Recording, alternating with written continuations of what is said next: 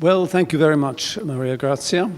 So I have worked for Maria for 20 years or so in the same department, and I'm going to tell you a story, and it's a story which I think is relevant, really, because having listened to most of your own excellent presentations last evening, it's clear that many of you, although training in basic science, are involved with projects which are about disease.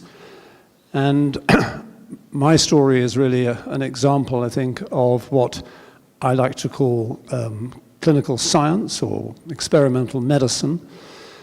And if one just sort of tries to define that for a moment, I think it's work which tries to go beyond description and characterization of disease or models of disease, work which actually tries to impact on disease and ideally change the way in which disease is not only understood but managed or treated.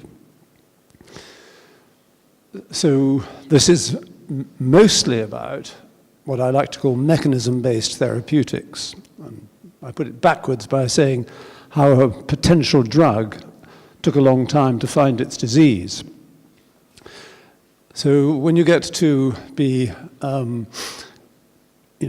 close to retirement, you're allowed to reflect on history a bit. And I've always had a strong sense of history in medicine. And the history of multiple sclerosis, which is the disease I've worked on, goes back into the early part of the 19th century. And what one can say about research over the 180 years or so that this disease has been, there's been an awareness of this disease, is that at first, and this is true of all diseases, most of the research is very exploratory.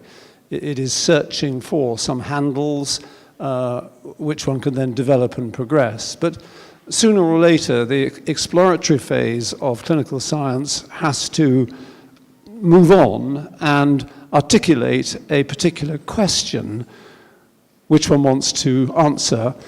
And as I've said already, that question is really driving at understanding disease mechanisms and from that deriving treatments which make a difference to patients. So I would say, but this may be a little bit romantic and retrospective, that the question that I personally wanted to answer was articulated in the late 1980s, and it was a simple question, which was, in the state of knowledge as we had it at that time, is multiple sclerosis primarily a T and B lymphocyte-driven disease in which these cells mediate?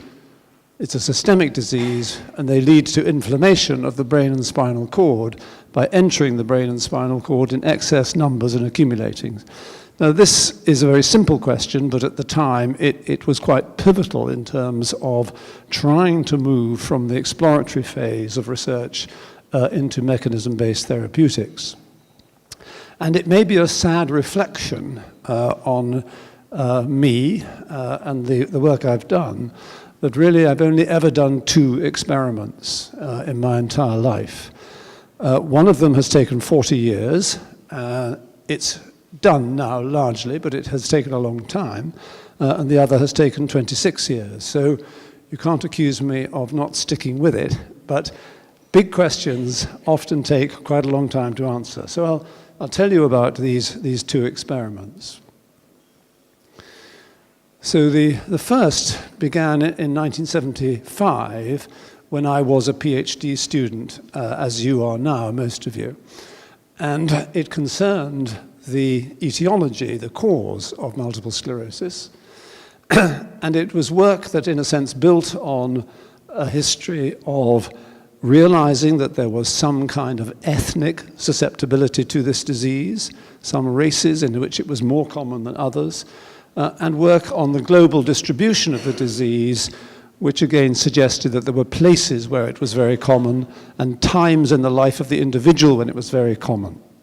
And so the concept emerged that there was some kind of genetic susceptibility to the disease. And in 1972, the beginnings of understanding the biology of the major histocompatibility complex, the MHC, were developing. And these two people, both living still, Caspar Yersild and Arnie Zweigard, had described a first association, actually with any disease, and the major histocompatibility complex. And they had described an antigenic association with a molecule that was called HLA3 at that time. And our work was really to define the first alleles of the class 2 region of the major histocompatibility complex. There was no understanding of the class 2 region, so we defined the first alleles of the MHC and then demonstrated an association between what we called BT101, but that was just a domestic name for an antigen, but what is now the genotype or the phenotype DR15, which is the strongest association with the disease. And it's rather salutary, from what you'll hear towards the end of this presentation, that we were able to demonstrate that association, having identified the first 3 alleles of the class 2 region in man, by comparing 100 cases with 30 controls. And that was sufficient to show an association which lasts. And our most recent p-value for that association is p to minus 436. So that's quite a strong association. Now, as a young PhD student, that seemed pretty easy to discover something in such a relatively easy way. And I rather anticipated that further information on the genetics of multiple sclerosis would fall into place without much difficulty. But that proved to be wrong, and we made no further substantial progress to understanding the genetics of MS for the next 31 years. And it wasn't that we didn't do anything in those 31 years, it's that everything we did was really false information or no information at all. So it was necessary then to do a different experiment and to think more broadly about the disease. And again, that took us back into the history of multiple sclerosis and back into the 19th century, when ideas had begun to formulate on what is fundamentally going on in this disease. And there was a question asked but never answered. So the French neurologist Jean-Martin Charcot was of the view that the fibrosis, the sclerosis, is the disease and everything else follows. The German pathologist Otto Marburg was of the view that the degeneration is the disease and everything else follows. And a Scottish pathologist, James Dawson, was of the view that the inflammation is the disease and everything else follows. So Rindfleisch had defined these 3 elements, sclerosis, degeneration, and inflammation, and had posed the question, which comes first? But the question had never been answered. And it was failure to address and answer that question, which I think held up understanding of this disease over the next 100 years or so. But in the 1980s, it was possible to look critically at available evidence and at least formulate a position on this question. And the strands of evidence came from different directions. They came from work on animal models of multiple sclerosis in which components of the immune system could be transferred from one animal to another and take with them components of the disease. It emerged from the studies that were just beginning at that time of magnetic resonance imaging in multiple sclerosis, in which it was clear that the first thing that appears to happen is a breakdown in the blood-brain barrier with the movement of immune cells from the circulation into the brain and the spinal cord. It came from a close reading of the pathology, which did indeed suggest that the first thing that one sees is an infiltration of immune cells in the areas which are to be damaged. And particularly in our case, it came from the work of Martin Raff, who had in 1983 developed techniques for culturing oligodendrocytes and glia.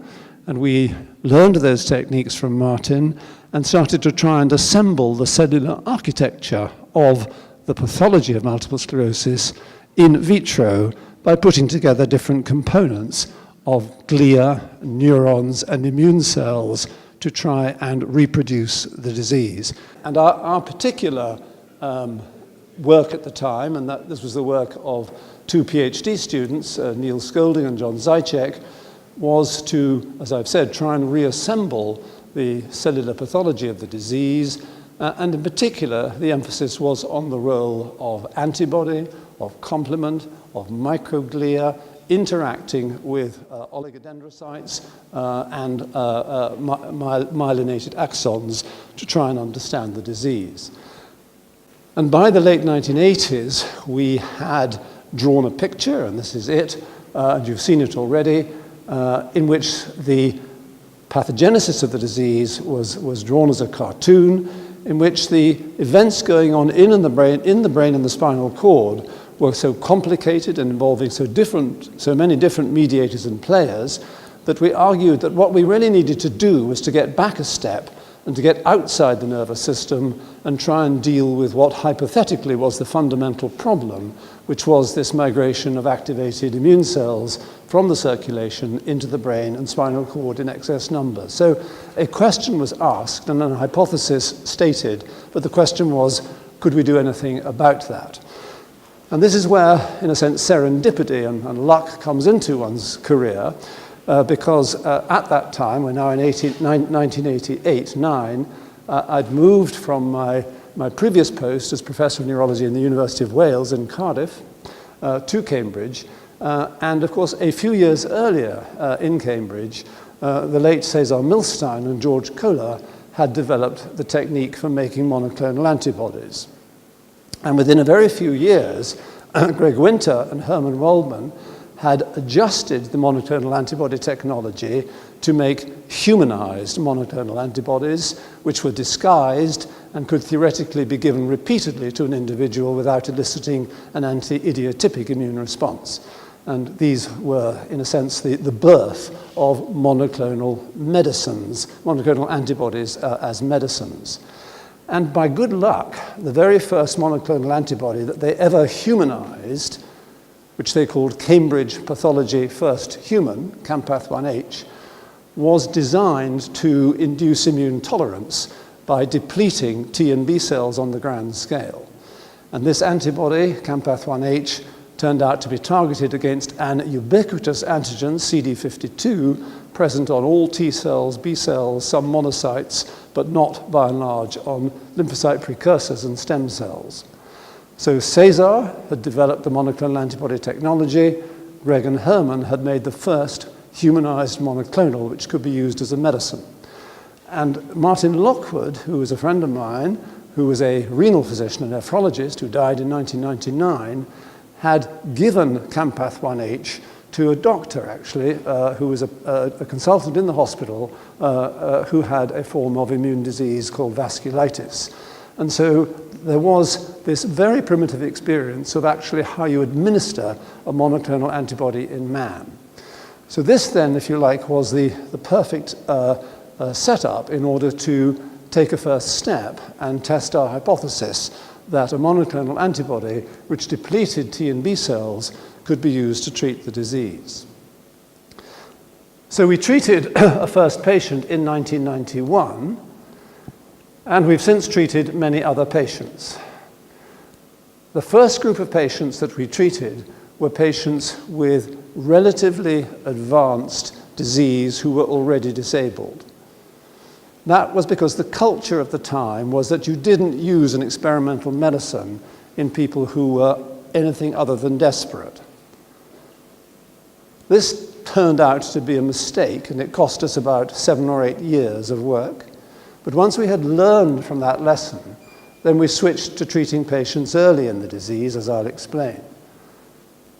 And having gathered this crucial piece of information, we then wanted to design a clinical trial, a formal randomized controlled trial, and that proved extremely difficult because in today's culture, academics cannot do clinical trials without support of the pharmaceutical industry. It's just too much, too expensive. And so we searched around, as I'll explain, for an industrial partner to take this out of the clinic into clinical trials, but eventually we found one. And having carried out our first phase 2 trial, we then led and designed 2 phase 3 trials. And on the basis of the totality of these data, Campath-1H, which had now changed its name to alemtuzumab and then to Lemtrada, received a license from the European Medicines Agency and the Food and Drug Administration in the USA and has global licenses now across the world. So here you see the number of patients in light blue who participated in each of these clinical studies. And so our experience, gathered over about 24 years with this drug, has been to treat about 1,630 cases, observed now for over 10,000 patient years. And so we've got quite a good experience of what to expect from this drug. So let me then go back over some of the lessons learned in these very painful and difficult early years of the 1990s. What we did learn was a regime for using this drug. And we worked out that if we gave 5 days therapy, that would reduce lymphocyte counts to practically 0. And then we would do nothing more for a year, and then we would give patients another 3 days of treatment, and then we would do nothing more except wait and watch and see what happened. But we had already learned in developing this protocol that there were complications and issues that we needed somehow to manage and understand. So what you see here are the CD4 positive T cell counts in patients who've just had 5 days exposure to this drug and nothing more. And you can see that their counts go from their baseline, pre-treatment mean level, down to practically 0 within actually about 12 to 24 hours. And then there is gradual recovery. And so what we've learned is that this is not an immunosuppressive treatment. It's an immune depleting and reconstituting treatment. It changes the immune set, as I'll explain. And so there is recovery of immune cells over time because stem cells and precursors are not affected. But the period over which the cells recover is very slow. So this scale here is not measured in minutes or hours or days or weeks or months. It's measured in years. So a 5-day exposure to this drug produces reduced lymphocyte counts for about 10 years. And this is, well, demonstration that the drug works, but it's also something which has caused anxiety down the line from people, physicians and others thinking, well, I can't get rid of the drug. I can't wash it out and sort of do something different. Once it's given, and that's that. You could say, well, that's great because the drug is highly effective at a hematological level, but it has caused issues with respect to the inability to go backwards and say, I wish I hadn't done it. The first shock that we had actually happened the very first morning that we gave the drug on the first day, because we made the patient very ill. And it became clear to us that in killing lymphocytes on the grand scale, in the way that we do in this disease, something happens that turns off the lights in the nervous system. And so we found that all of our patients had an acute rehearsal of many of the symptoms and signs of multiple sclerosis that they had previously experienced. This was very shocking for them. It was pretty frightening for us. So here is a patient who had previously had a disorder of eye movements so that he couldn't move his eyes in the same direction together. We call that an internuclear ophthalmoplegia, the eyes part company. Well, when we treated him, his eyes were fine, but for 24 hours, he again developed a complete bilateral internuclear ophthalmoplegia, which had recovered by the following day, as you see here. And here's another patient who had previously lost vision in one eye, a condition called optic neuritis, but her vision was normal until we treated her. But for about 24 hours, 36 hours, she became blind in that eye and lost all electrical activity in the nerve, lost her visual evoked response, and so on and so forth. And so we realized that we were doing something which was causing acute conduction failure in a compromised nervous system. we argued that probably what was happening was that we were releasing tumor necrosis factor alpha by killing lymphocytes. That proved to be wrong. And Ken Smith, who was a physiologist working at another institution, picked up on this phenomenon and modeled it experimentally in rats and showed that, in fact, the main factor which is released by dying lymphocytes and which causes acute reversible electrical failure in the nervous system is nitric oxide. So this really was a brand new discovery in terms of symptom onset and recovery in the context of inflammatory brain disease. Now we understood why symptoms may come and go because of this transient effect of cytokine release in the nervous system. From a practical point of view, we needed to stop this because it wasn't pleasant for the patients. And so we found that by giving them a course of high-dose intravenous steroids, which is a treatment that we'd introduced when I was in Cardiff, this actually largely prevented this cytokine release, and these phenomena, by and large, did not occur. But there was another consequence of this which haunted us and still does haunt us, and that is it was completely clear that we could never do double-blind controlled trials, because these patients know within 10 minutes that they've been given this drug because of these effects. And this proved to be very difficult when we were negotiating with the Food and Drug Administration in the USA on a license for the drug. Because the studies that we did were not double-blind, they felt that the results were flawed and couldn't be interpreted, although there's more to be said about that. Now, the second thing that went wrong in the 1990s, which took us completely by surprise, was that although we had warned the patients that they would probably get serious infections because we were removing their immune system, but they didn't, and we'd warned the patients that they would probably have an increased risk of cancer because we were removing immune surveillance, but they haven't. But what we had not expected was that about a quarter to a third of our patients would develop another immune disease during the recovery phase. So after about a year or 18 months, we started to see cases of thyroid autoimmunity in our patients who were repopulating their immune set. And we've continued to see that in about a quarter to a third of patients, and very small numbers of patients, as I'll mention, have developed other immune diseases, not thyroid, some of which have been very serious. A few cases of a condition called Goodpasture syndrome, in which the kidneys are damaged by an immune process, and 2 of those patients have had to have renal transplants, and 1 patient who died from a disease in which blood platelets are affected called immune thrombocytopenic purpura. So this, in a sense, has been an adverse event that we hadn't expected at all, but has again proved problematic, although we've sought to understand it and to some extent limit it. And the third thing that went wrong in the 1990s was that we didn't actually help the patients. Remember, we were treating patients with progressive disease who were already disabled. Here are those patients distributed across a scale of disability, where 0 is very good and 10 is dead. And most of these patients were already fairly disabled. And we have followed these patients over the next 19, 20 years, and this is how they are now. 40% of them are dead, and the rest are mostly very disabled. So here is the first patient that we ever treated in 1991, and here she is now completely dependent on other people for all aspects of everyday life. So by treating disease late, we had not actually done anything to stop the progression of the disease. So you may say, if we'd made the patients very ill to start with, we'd given a third of them another immune disease, and none of them had got better, that it was time to stop.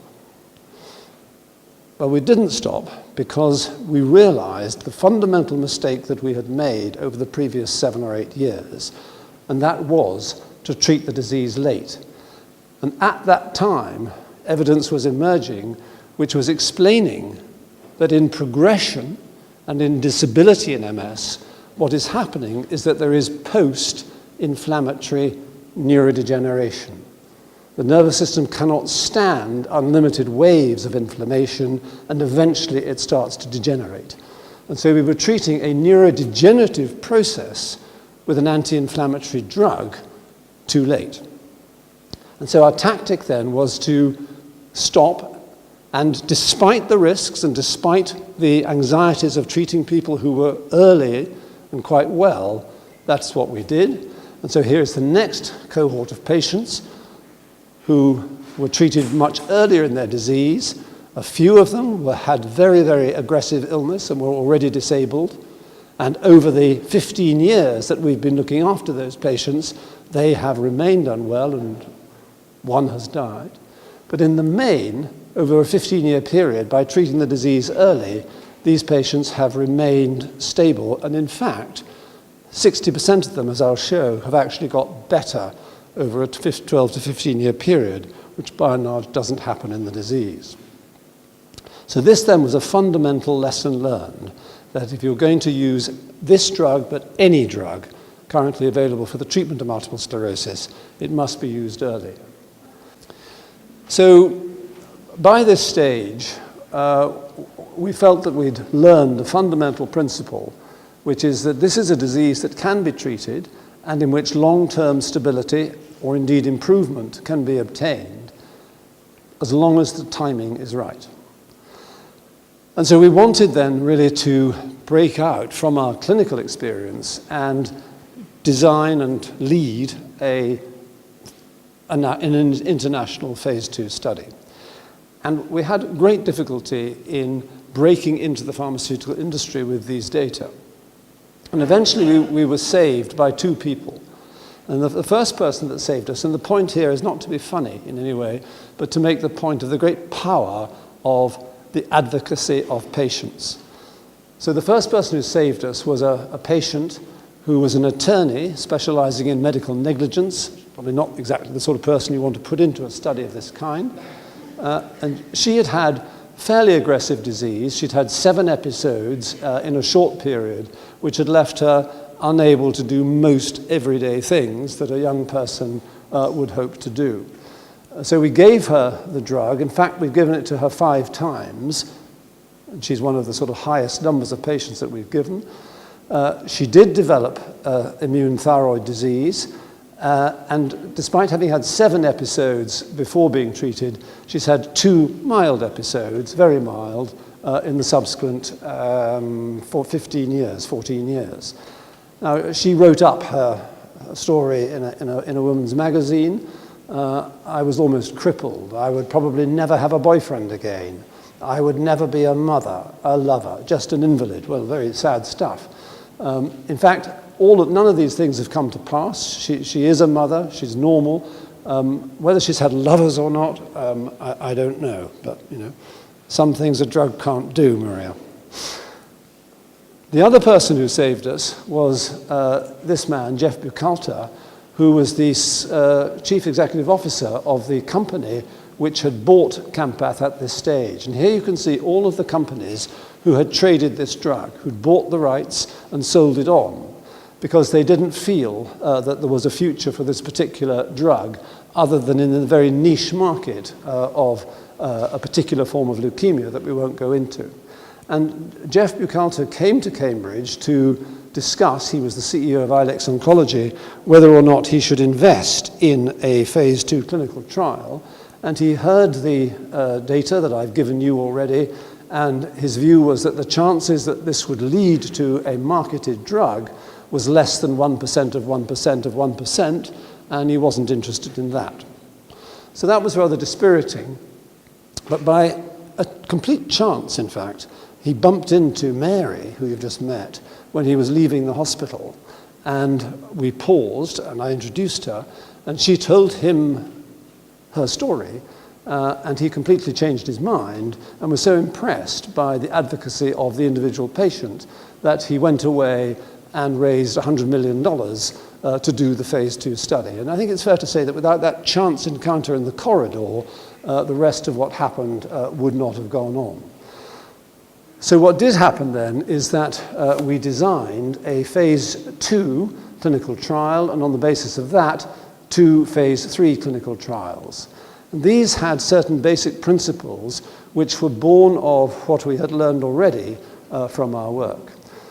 So first of all, we wanted to know that this drug lasted. So we wanted outcomes which were measured after several years, not a quick fix. We treated drug-naive cases, that's to say patients who had never had any previous treatment, but in the second of the phase 3 studies, we also included patients who had had another therapy, because by this stage other drugs had been licensed, and who had escaped from it.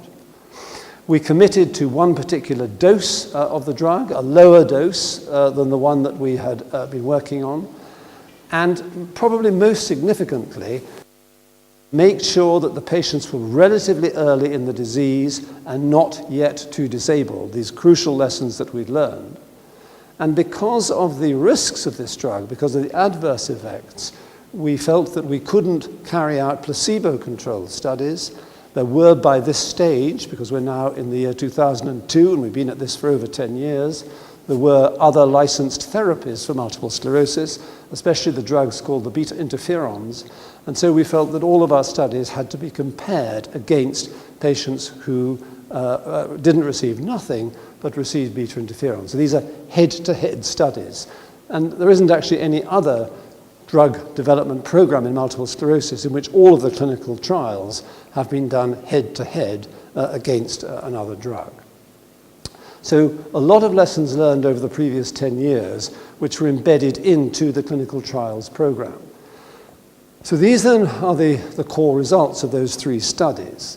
And what we're looking at here are disease activity in terms of relapse rate, sustained accumulation of disability, complete freedom from disease activity, getting better, not getting worse, and some surrogate measures of disease activity in terms of new lesions on magnetic resonance scans, and brain atrophy, which is a marker of neurodegeneration in this disease. And the patients who have been randomized to Rebif, the beta interferon, are in gray, and the patients randomized to alemtuzumab, as it was called by this stage, in purple. And without sort of looking at everything in great detail, you can see that of the 16 results there, 14 are strongly positive and highly significant statistically in favor of alemtuzumab. So in terms of disease activity, in terms of the proportion of patients getting worse, in terms of the proportion of patients with no disease activity, in terms of the proportion of patients getting better, everything is in favor of alemtuzumab except one result. And so in the first of the phase 3 studies, where we were judging patients in the first instance after only 2 years, looking for superiority of alemtuzumab over Rebif at only 2 years, the difference, although in favor of alemtuzumab, was not significant. And because we didn't show a reduction in sustained accumulation of disability, so too we didn't show a significant reduction in disability in the treated patients. And of course our critics, and we've always had critics of this program, leapt on this and took the view that despite this plethora of very positive results, there was a flaw in the studies, and that the drug was not working in the way that we had expected. But we survived that particular professional criticism. So in the phase 2 and phase 3 studies, a very clear set of results. Now we've gone on looking at these patients over time. We've now studied them out for 5 years in the phase 3 program. And here you can see what has happened in the first of the phase 3 studies, in which we're treating drug-naive patients, and in the second of the phase 3 studies, in which we're treating patients who've escaped from an existing therapy. And this is what's happened out to 5 years, although this is only showing out to 4, but out to 5 is the same years. And again, you can see that the original result is the one in light color, and the result out at 5 years is shown in purple. And so all of those positive results, which were present when the studies were first analyzed, have been maintained out to 5 years. And these patients have not had any further treatment. So they've been treated at baseline, they've had their 1-year top-up, and then no further treatment. And so this again shows a very durable effect of this therapy if one treats patients early. In the patients who had received the comparator drug, beta interferon, At the end of the first 2 years of the study, they have switched over and they have now been given alemtuzumab. So they've crossed over. And what we've seen here is that by comparison with their experience in the first 2 years, they've all turned around. They've had a marked reduction in relapse rate. They've shown a reduction in the proportion getting worse, an increase in the proportion with no evidence for disease activity, and so on. So again, these patients have been turned around and rescued by being given this drug, alemtuzumab, despite having failed an existing therapy over a period of time. So the question then is, how long does this protocol that we've developed of giving patients a drug at baseline and giving them another exposure after a year, how long does it last? So we can go back then to the group of patients who we first treated in the clinic from 1999, the early cohort, and look to see what's happened to them out to about 15 years, which are the patients who you've already remarked upon. Here they all are, 86 of them, and you can see the number of treatments that they've had over this period. Most have had 2 or 3 courses because we're prepared to give extra drug if patients show any signs of disease activity. But the majority have just had 2 or 3 courses of the drug after 15 years. And here is an analysis, an area under the curve analysis of what's happened to them. So each vertical bar is a separate patient, and in green are those who have shown reversal of disability, who've got better. And here you see the amount by which they've got better, and in red, those who have deteriorated. And what we can say is that 60% of the patients are either unchanged or better. 50% are better and 10% are unchanged after 15 years, by comparison with 40% who have shown some deterioration. 80% of total time in these patients has been spent getting better in the green zone by comparison with getting worse. So you may say, well, isn't that what happens to multiple sclerosis generally? And the answer is no, it is not. So if we look at a natural history cohort, that's to say patients who've received no treatment over the same period of time, then one can see that a minority of patients will show any improvement and the majority will show marked deterioration. And so there's been a major shift to the right in terms of the proportion of patients who've improved. And if we look and say, well, what is it about these ones who got slightly worse over time, then what one would say is that the tendency for deterioration is entirely a function of how long patients have had the disease, how active it's been, and how disabled they were when we started. So emphasizing again this requirement for early aggressive treatment in this disease, the main lesson of this program. Now, I've told you that there were adverse effects in this study, and they have continued. I've mentioned the infusion-associated reactions that patients have because of the release of nitric oxide, and we've continued to experience those, although they are manageable, giving the patients intravenous methylprednisolone.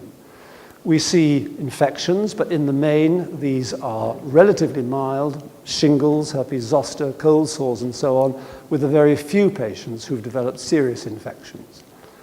We've continued to see this rise of thyroid autoimmunity, and we now realize that what is happening is that patients are developing anti-thyroid stimulating hormone receptor autoantibodies. Mostly these are stimulating, and so they get an overactive thyroid. Occasionally they are blocking, in which case they get an underactive thyroid. We've seen a few cases of immune thrombocytopenic purpura, and I mentioned that one patient died from that due to poor medical management, but nonetheless he died. And we've seen this smattering of cases of renal immunity. So secondary autoimmunity has been the main adverse effect that we've had to try and manage and understand. And we've worked very hard to try and get an understanding of what it is exactly that is causing this secondary immunity. So we start out with a normal immune repertoire in which there are B cells, there are T cells, there are some autoreactive cells, and there are T regulatory cells. And alemtuzumab depletes all of those, and it leaves the patient with relatively small numbers of B cells, T cells, autoreactive cells, and T regulatory cells. It cleans out the immune repertoire. But then there is repopulation. And the first thing that happens is that there is a surge of B cells. And so early on, we see relatively high B cell counts in these patients. Next, there is homeostatic expansion. That is to say, a few surviving clones which have escaped treatment expand, and this tends to increase the proportion of autoreactive cells. So we've got too many B cells, we've got too many autoreactive cells in the repopulation phase. And then there's a third wave in which stem cells differentiate, are educated in the thymus, and produce a different immune set, which is now enriched for T regulatory cells. So a complicated and dynamic repopulation of immune cells following this initial depletion. So the original immune set, when it's reconstituted, has changed with a relative excess of B cells, a deficiency of T cells, probably slightly too many autoreactive cells, and an increase in the amount of T regulatory cells. And so what we think that we've done is that we have in some way reduced the T cell repertoire and altered the balance of T regulatory cells so that the multiple sclerosis process settles down. In passing, we have produced cells which are able to produce growth factors, and that is probably why we see neuroprotection and a reduction in brain atrophy, but I haven't gone into that. But also, we have in some way released an excess of B cells, antibody-producing cells, and altered the B cell regulatory cells in a way that somehow allows these antibody-mediated secondary autoimmune conditions to escape. So a very complicated repertoire of depletion and repopulation which occurs after this treatment. So we were very pleased, really, in 2013 when these efficacy and safety data were presented to the licensing agencies across the world, the European Medicines Agency and others, and there are now licenses for alemtuzumab for treating early active multiple sclerosis in 40 countries across the world. Now, licensing is one thing. You can't do much without a license, but in most countries there is also a reimbursement agency which also looks at drugs in order to decide whether they should be used in that population. And in the United Kingdom, we have a group which is called the National Institute of Clinical and Health Excellence, NICE. NICE is not very nice. NICE is generally rather nasty and takes a very conservative view on treatments. But looking at the files that we submitted to them, NICE was very pleased to be able to recommend alemtuzumab for adults with relapsing remitting MS. The evidence has shown that it is more effective and less expensive than all current similar treatments for those with severe disease, and the committee was persuaded by specialists and patients during the process who described this as a drug which can transform the lives of patients with this disease and allow them to live their life as they previously had. So that's rather a rich endorsement. So what we've seen then over the last 20 years or so, since 1995, is an initial wave of licenses for the beta interferons, drugs which have proved to be pretty safe but not terribly effective. And as time has gone by, what has happened is that a number of other drugs have been licensed, of which I've been telling you about alemtuzumab at the top here, and this has led to a culture of prescribing this disease which is, to my mind, flawed, and it is a culture of escalation therapy, whereby patients start with drugs that don't do very much, but at least keep everyone happy because they're safe, and then gradually, as patients remain active and get worse, they earn the opportunity to be treated with drugs that really do help, by which time it is probably too late for those drugs to do anything. And so, to my mind, escalation therapy must go, and it should be replaced by induction therapy, in which one starts with drugs which are going to stabilize and stop the disease process, and then those effects are maintained with some of the softer drugs. So we really, once upon a time, we were rather pleased that we had drugs which would reduce the frequency of episodes. Then we were satisfied that there were drugs which would reduce the accumulation of disability. At the moment, the mantra is, does a drug stop disease activity? No evidence for disease activity. But since we've got drugs which can actually turn people around and get them better over a decade or longer, it seems churlish not to understand how those drugs should be used and to apply them in patients early. So this is my current sort of beat, really, that we must move away from escalation therapy and go to an induction therapy policy. Well, that was one experiment. Now, what happened to the other one? Well, the other experiment suddenly made progress a few years ago, partly because the Human Genome Project produced reagents which were capable of exploring the genome in a much more sophisticated way than we'd ever been able to do in the 1970s, and because we'd learned some painful lessons about statistics. But most importantly, the genetics of multiple sclerosis, the first experiment I did, suddenly moved forward because of a social event. And the social event was the realization that we had to work as a community and to form a consortium. And so in 1999, we formed the first consortium called the Genetic Analysis of Multiple Sclerosis in Europeans, and that morphed into the International Multiple Sclerosis Genetics Consortium in 2002, which joined the Wellcome Trust Case Control Consortium in 2006, and did global genome-wide association studies. And the first genome-wide association study that we did in 2007 identified 3 new risk variants. So we'd known about HLA from 1975, and now in 2007, we found 3 more risk variants for multiple sclerosis outside the histocompatibility complex. You're familiar with these Manhattan plots in which 500,000 reagents allocated by individual chromosomes are aligned, and if there is an association, then the spot may appear above these thresholds for discovery and replication. This, of course, this peak here are all of the markers which lie on chromosome 6, where the major histocompatibility complex lies. In 2011, we carried out a bigger study in which we upped the number of cases. Remember that originally we had used 30 controls in 100 cases.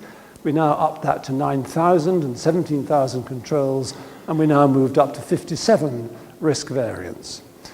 In 2013, we increased the numbers again to 17,000 cases and 30,000 controls and found 103 risk variants. And in the most recent analysis, which is not yet published, where we've used 35,000 cases and 45,000 controls, we've increased the number of risk variants to 159. So scale and power has completely changed the topography of genetic variation in multiple sclerosis. Now, of those 159 risk variants, 290 candidate genes are implicated. Many of these have non-specific housekeeping functions, but of the remaining 176 genes, 76, nearly half of them, are overexpressed in T cells, monocytes, or B cells. 76 genes which are overexpressed in those cells. And if we look at the individual genes and look at their distribution, the majority of them are expressed in all 3 cell types, clearly indicating that there is a network of cells involved in adaptive immunity, which is the expression of genetic susceptibility to this disease. And of course, this is work in progress to characterize the functions of these 76 genes, which are screaming out a message that the genetics of multiple sclerosis is all about immunology. So when this question began in 1988, it was simply, is multiple sclerosis primarily a T and B lymphocyte-mediated systemic disease that results in inflammation of the brain and the spinal cord? And that was a question which was derived from the history of the disease. And I've described to you 2 experiments, one lasting 40 years, one lasting 24 years, which have, in a sense, tried to answer this particular question. And you may feel that so much work has had rather a low dividend if all it's achieved is to move one word 3 places to the right.